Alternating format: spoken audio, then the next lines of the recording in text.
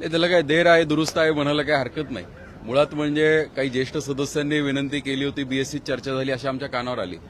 बीएससीत झालेल्या चर्चा ह्या सार्वजनिक होत नाहीत, त्यामुळे त्यात काय झालं याच्यावर चर्चा करण्यापेक्षा सर्व सदस्यांची संपूर्ण सभागृहाची भावना होती की लक्षवेधी संख्या वाढली पाहिजे. आणि ही वाढण्यामागचं मूळ आमचं कारण आहे की इतरही बिझनेस झाला पाहिजे, पण लक्षवेधीच्या माध्यमातून आमच्या काही प्रश्नांना वाचा फोडता येते. प्रलंबित राहिलेले प्रश्न नुसते पटलावर जरी येणार म्हणलं तरी सुद्धा अनेक दिवसांपासून प्रलंबित असणारे प्रश्न अधिकारी तात्काळ मार्गी लावतात. आणि मुळात आमच्या ग्रामीण भागाचे प्रश्न हे छोटे असतात पण महत्वाचे असतात आणि अनेक दिवस रखडलेले असतात.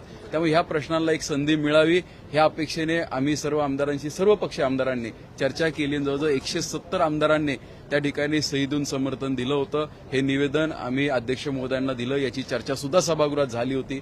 मी असेल, पडळकर साहेब असेल, आम्ही हा मुद्दा त्या ठिकाणी उठवला होता आणि त्याला आज खऱ्या अर्थाने न्याय मिळालाय म्हणायला काही हरकत नाही. आज 7 सकाळी लक्षवेधी होत्या आणि ग्रामीण भागातल्या लक्षवेधींना वेळ लागत नाही. शहरी भागातले विषय जटिल असतात. आमच्या लक्षवेधी पाहिलं तर एक 10-15 मिनिटांमध्ये एक लक्षवेधी संपते. त्यामुळे स्पेशल सिटिंगमध्ये सुद्धा एक 7-8 लक्षवेधी होऊ शकतात.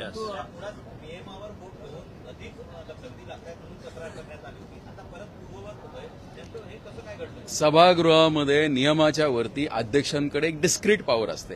तुम्ही जर पाहिलं असेल तर संपूर्ण सभागृहात अध्यक्ष चालवत असताना अध्यक्ष हे सर्व पक्षातनं निवडून आलेले सदस्य असतात आणि वरती बसल्यानंतर त्यांना कोणताही पक्ष नसतो. ते आम्हा सर्व पक्षाच्या सदस्यांचं संरक्षण करण्यासाठी त्या खुर्चीवर असतात. त्यामुळे ते त्यांची डिस्क्रीट पॉवर वापरू शकतात.